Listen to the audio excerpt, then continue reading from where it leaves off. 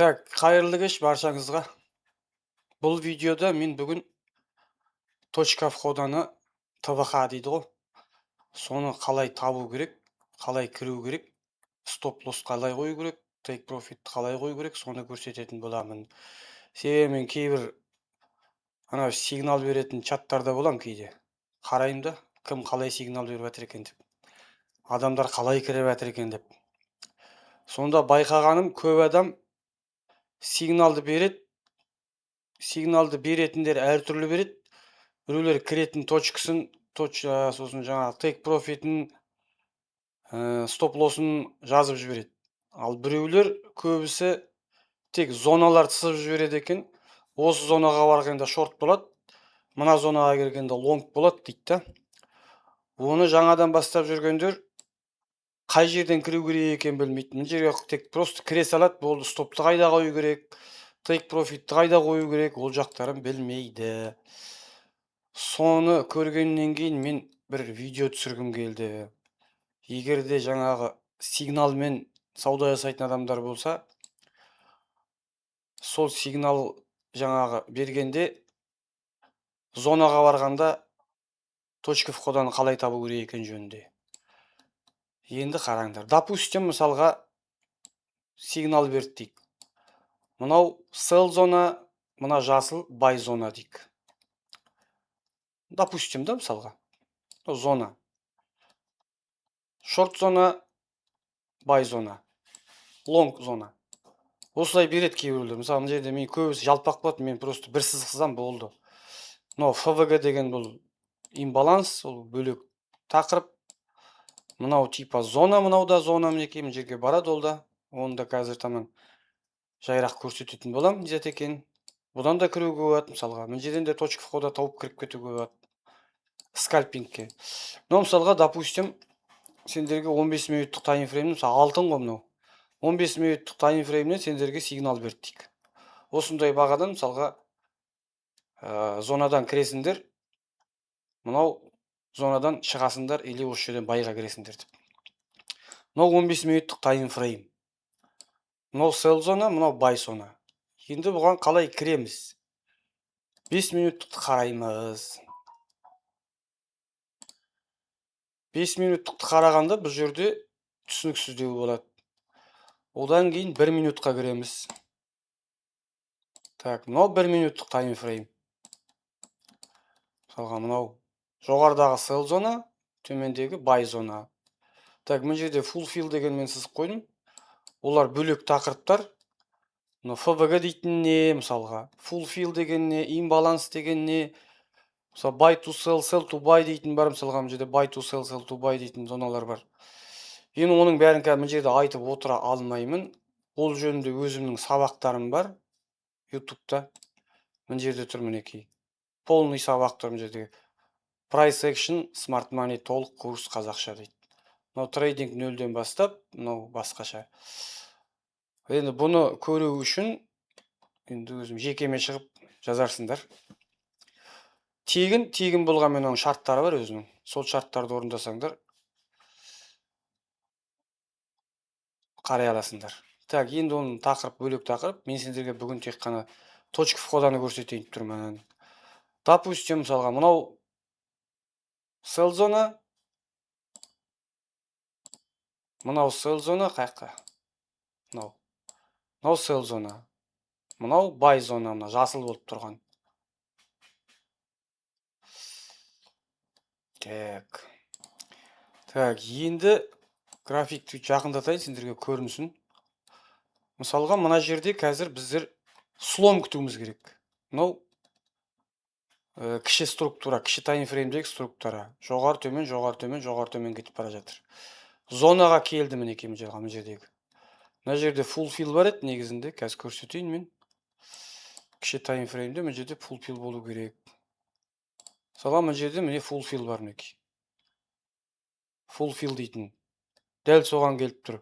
Тютилков келіп тұр. Баға дейтін, дәл сол жерге. Енді осы жерден бізге точка входа қарауымыз керек. Так, енді график жіберейін төмен қаратам. Hoppa, міне слом болды. Мына жерде слом болады. Мысалға, мынау бос. Мынау слом. Мінекей. Бұл слом. Енді осы жерге обратный тест жасаған күтуіміз керек. Допустим, да? Слом бүйтіп қарасаңдар да белгілі мысалға. Міне бүйтіп қараған кезде мінекей. Мынау снятие ликвидность мысалға. Мынау снятие ликвидность мінекей. Шешіп тұр мына ликвидностьте. Мынау слом. Енді свечаға қояйын. Слом болды. Енді баға келу керек мына жерге. Не мына жерге келу керек, немесе мына свечаның ұшына келу керек. Немесе осы жерге лимитке қойып қоямыз. Мысалға мен қазір мына жерге лимитке қойып қояйын бейт. Продать деп. Сәл жеткізбей қоюға да болады. Мысалға продать. Міне продать болып тұр мінекей. $3. $3 мен шем таға. Продажа лимит. Енді қарайық қазір сол жерге. Стопты мында қоясыңдар, лимитке қойсаңдар.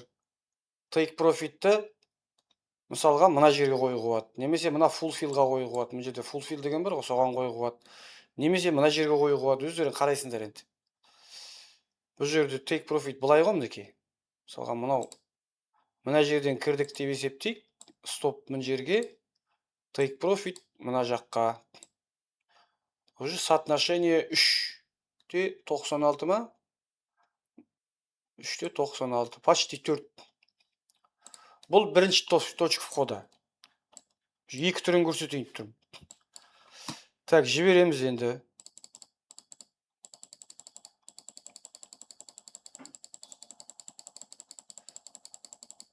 Алды ма? Мінекей алды. Міне. Көрсетіп тұр мына жерде мінекей. $9 болып тұр. Точно алды. Енді мынаған келгенін күтеміз. Негізі мына жерден де кіріп кетуге болады. Мысалға міне слом болып тұр мына жерде. Мысалға, допустим. Міне мысалға мына жерде слом болып тұр. Мынау обратный тест. Мына жердегі жаңағы buy зона мынау мысалға. Типа дейікші, buy зона дейікші мысалға мына жерде. Мына buy зонаға тест жасады, жоғары кетті. Сонда мына жерден кіріп кетсеңіздер, егерде позицияға кірсеңіз, өсе жерде көрейік, кіріп. Стопты мында қойғанда take profit мына жерге дейін деп алайық. 2:3 мынаның өзі, 2:3%. Нормальный процент болды. Мынадан лонг қалдың, енді мынадан шортқа кетіп жатыр. Бұл жерден мынаған барады ол. Қазір көрейік. Енді стоп, take profit қояйық мына жерге қазір. Take profit мынау мысалға. Full fill-ге. Stop loss мынаның үстіне қоямыз. Бұл жерде. Енді қазір қарайық.